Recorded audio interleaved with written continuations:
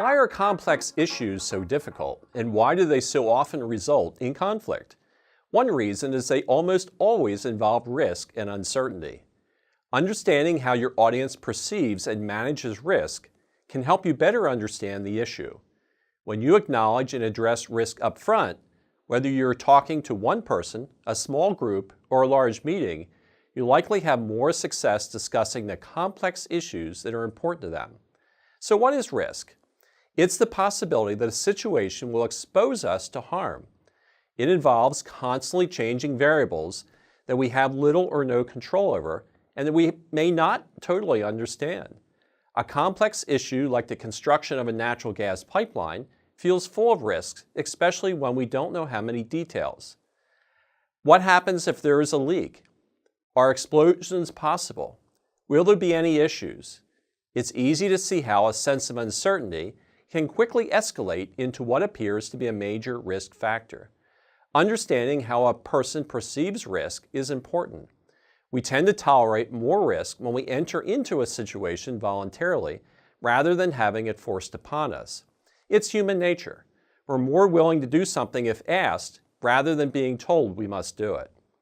In complex community issues, citizens often feel like risks are being imposed on them without their consent. Also, something unfamiliar or foreign will raise more concern than something familiar. Think about children. It's easier to get them to try a new food if you introduce it to them rather than if it's offered by a stranger. The lack of transparency or openness in a situation will make us feel there is a greater exposure to risk. For instance, if a food item is being recalled, but no reason is given why, we're unlikely to purchase that item now or maybe ever again. Events that attract a high amount of media coverage can also seem more risky.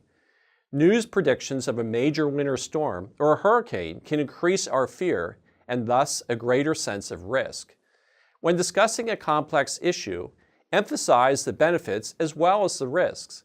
Provide the audience with an opportunity to weigh the potential benefits against the potential risk and let them decide for themselves which are more important.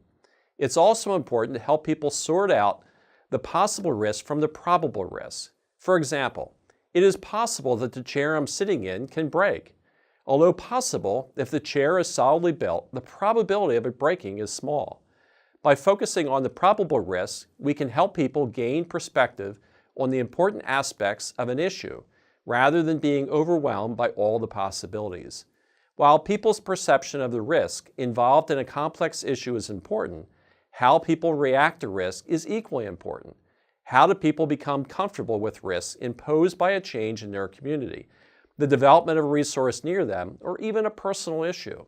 Culture, personal experiences, and financial stakes all impact community risks and how each person perceives and reacts to the risk. So acknowledge and discuss risks as legitimate concerns. Doing so will add authenticity and transparency to your discussion of complex issues.